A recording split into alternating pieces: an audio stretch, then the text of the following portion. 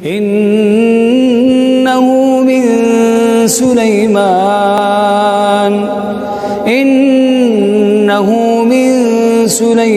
wa innahu bismillahirrahmanirrahim.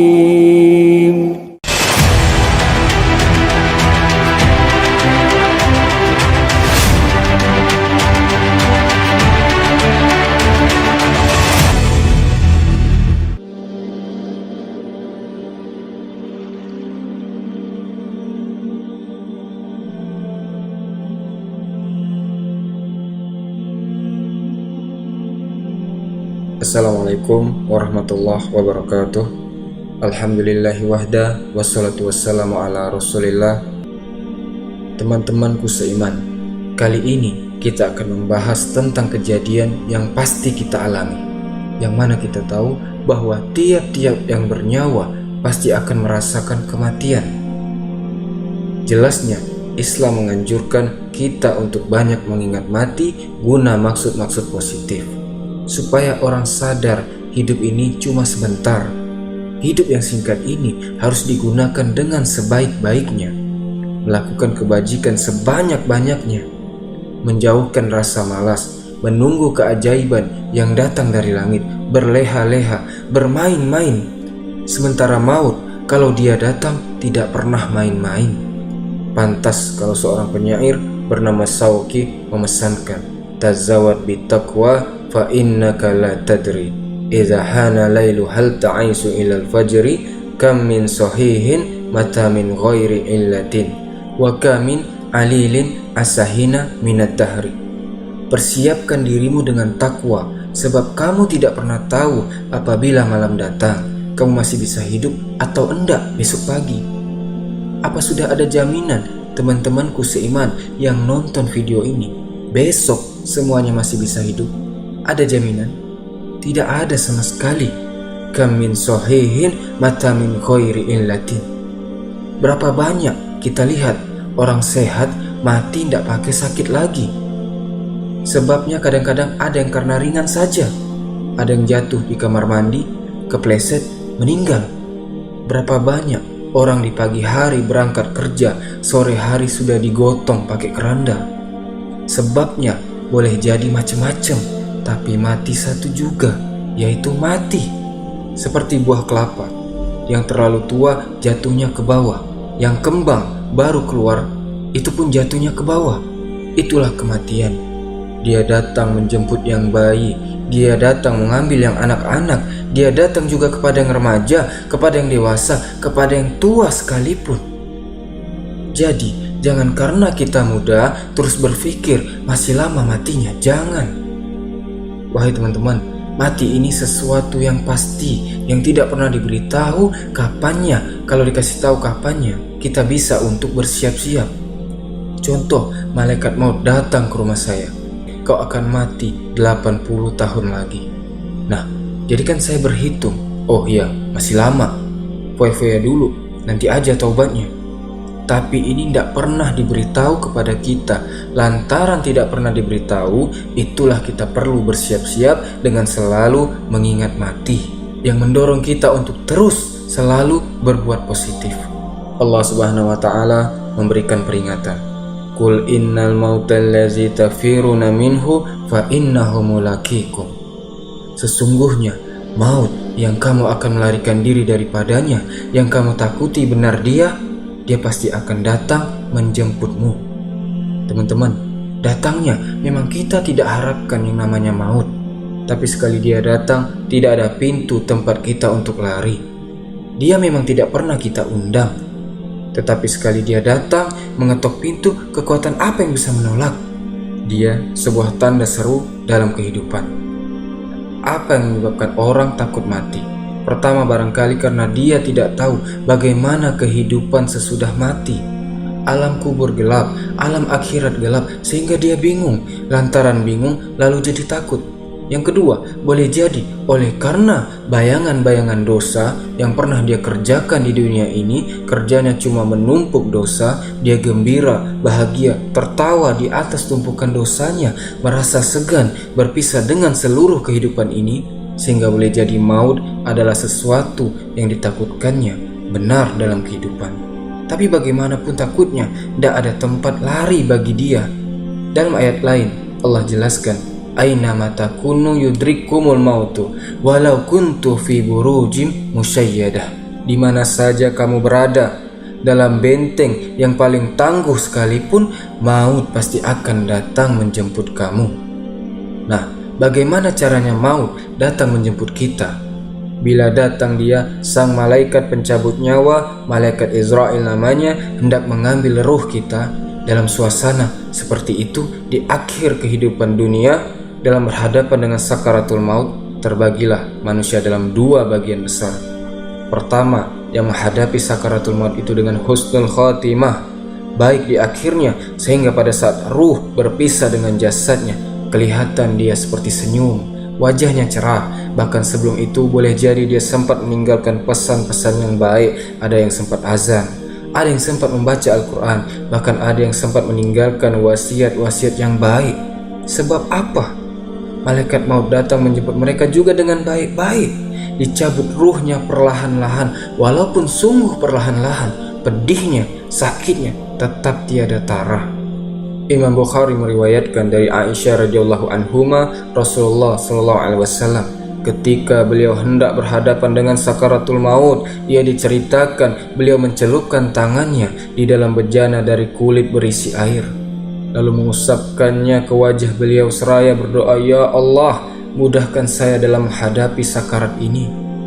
Beliau juga mengatakan bahwa sakitnya sakaratul maut sama dengan 300 kali bacokan pedang. Sehingga kita diajarkan doa, di antara doa selamat itu kan ada, Allahumma hawin alaina fi sakaratil maut.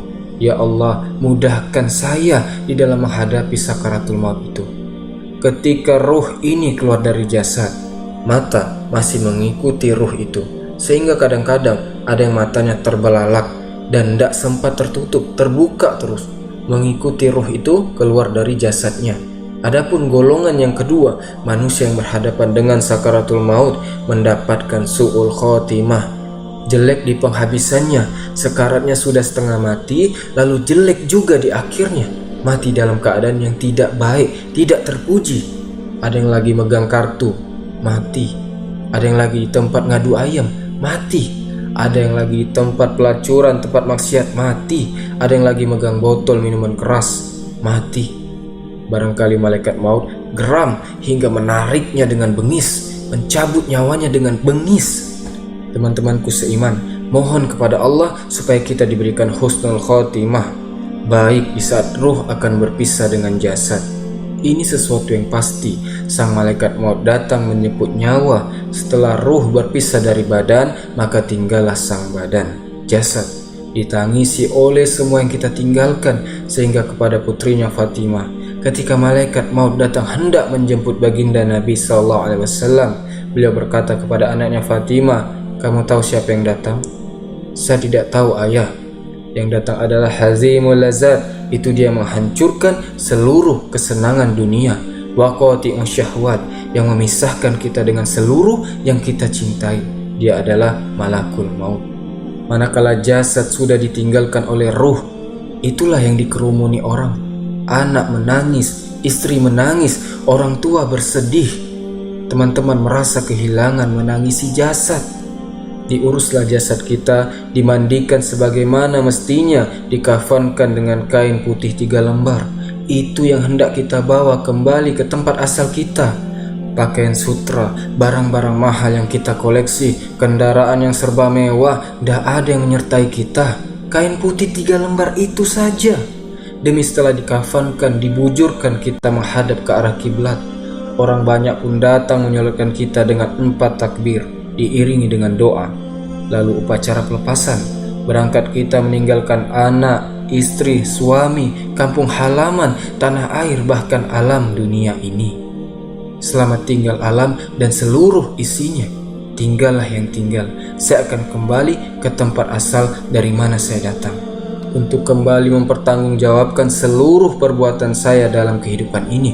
Manakala upacara pelepasan selesailah sudah, dimasukkanlah kita ke keranda jenazah, digotong orang, Bismillah wa ala millati Rasulillah.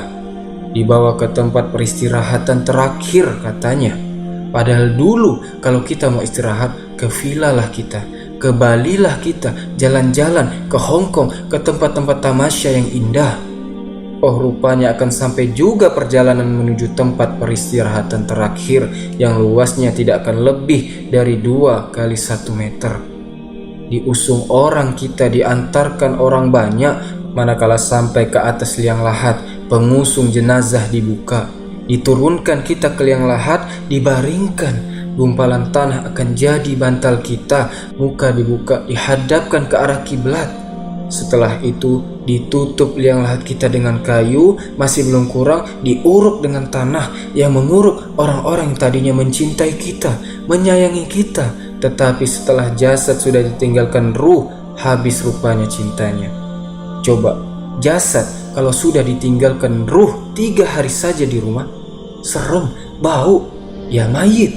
Siapa yang betah nemani mayit?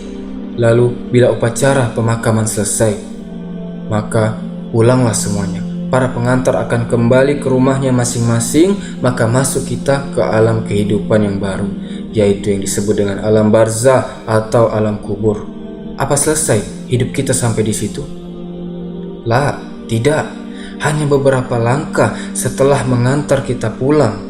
Diriwayatkan dalam hadis Bukhari dan Muslim, bila seseorang sudah diletakkan di kuburnya lalu yang mengantar kembali pulang, maka si mayit akan dapat mendengar bunyi terompah orang yang pulang itu. Bunyi terompahnya terdengar. Datang 2 malaikat menanyakan dia, Munkar dan Nakir, dengan pertanyaan-pertanyaan yang kalau bisa dijawab dengan betul, malaikat yang bernama Munkar dan Nakir akan bilang jawabanmu betul, tenanglah kamu di sini, num naumatal arus. Tidurlah kamu di sini seperti tidurnya pengantin.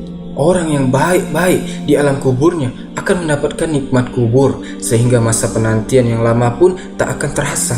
Jangan lupa, kita masuk ke kubur itu kan menunggu sampai datangnya hari kiamat. Jadi umpamanya masih 1000 tahun lagi, ya 1000 tahun lagi kita menunggu. Orang yang baik-baik penantian di alam kubur, kata malaikat, num naumatal arus. Tidurlah kamu seperti tidurnya pengantin. Bagaimana tidurnya pengantin? Tidak terasa waktunya. Tapi orang kafir, orang yang dosanya bertumpuk, tidak sanggup menjawab pertanyaan 2 malaikat, maka dia akan mendapat azab di alam kuburnya terus menerus siang dan malam sampai datangnya hari kiamat. Teman-temanku seiman, maka alam kubur bisa merupakan raudatun min riyadil jannah, taman di antara taman-taman surga, namun juga bisa merupakan hufratun min hufarin miran, menjadi liang daripada neraka.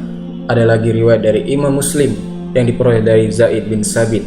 Zaid bin Sabit cerita, suatu hari kami bersama Rasulullah SAW berada dalam kebun kepunyaan Bani Najjar. Rasulullah sedang duduk di atas keledai. Tiba-tiba entah bagaimana keledai itu terkejut, kaget, berontak, hampir Rasulullah jatuh. Lalu Rasulullah kemudian bertanya. Rupanya di kebun itu ada kuburan tua, sekitar 5 atau 4 kuburan. Rasulullah lalu bertanya kepada para sahabat, kuburan siapa ini? Kata para sahabat, kami tak tahu ya Rasulullah. Kenapa ya Rasul? Kata Rasul, ini penghuni kuburnya lagi disiksa oleh Allah. Andai kata boleh saya mohon kepada Allah supaya kalian dengar seperti yang saya dengar. Andai kata saja kalian kuat mendengarnya, saya pasti akan berdoa. Tapi sayang, saya yakin kalian pasti tidak akan kuat mendengar. Mereka sedang disiksa, mendapat azab di dalam kuburnya. Hadis sahih riwayat Imam Muslim dari Zaid bin Sabit. Kehidupan di alam barzah, ada pertanyaan.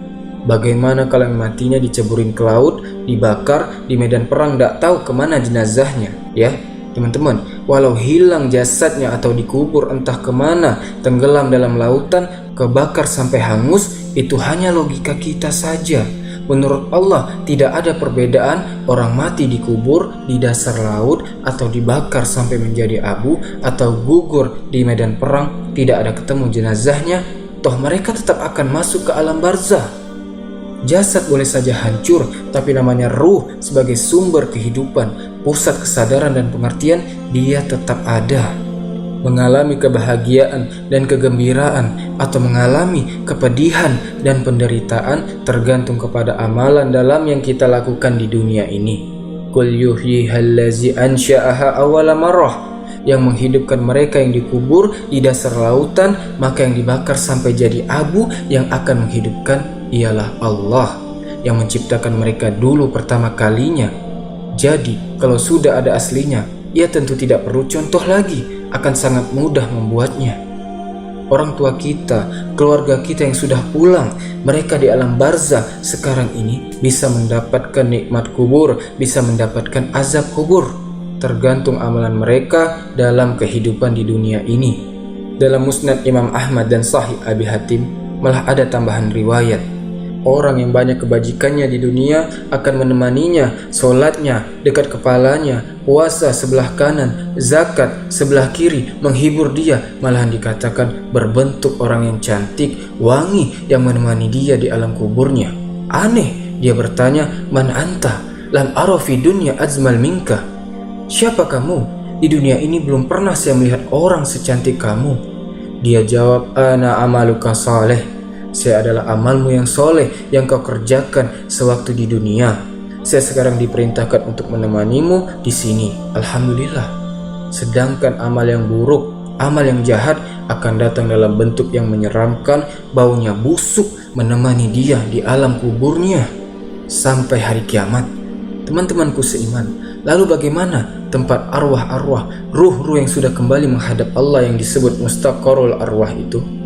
Macam-macam tingkatannya sesuai dengan amalannya. Sewaktu di dunia, ada ruh-ruh itu yang setelah pisah dengan jasad, artinya mati, ditempatkan di tempat yang disebut a'la iliyin, tempat yang tertinggi. Siapa ini? Ruhnya para nabi dan para rasul. Lalu ada pula ruh-ruh itu yang setelah pisah dengan jasadnya diumpamakan seperti burung-burung hijau yang berterbangan di perkebunan surga. Ruh siapa mereka ini? Ruhnya para syuhada, orang-orang yang mati syahid, gugur membela agama Allah. Kemudian ada pula ruh itu yang tertahan di pintu surga, tertahan dia di pintu surga. Orang yang mati syahid tapi masih ada kaitan di dunia.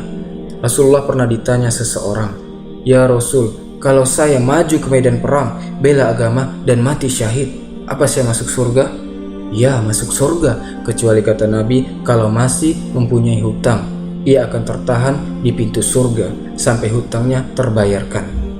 Ada juga roh itu yang tertahan di permukaan bumi. Mereka yang dalam hidup selalu menumpuk dosa-dosa yang besar, meninggal sebelum keburu untuk bertaubat.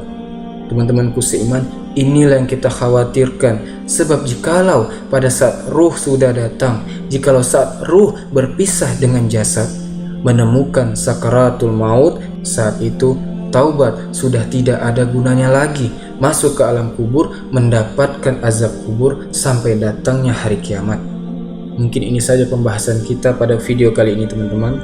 Semoga bermanfaat dan menjadi renungan untuk kita bahwa sejatinya setiap hari, setiap detik kita akan semakin dekat dengan kematian.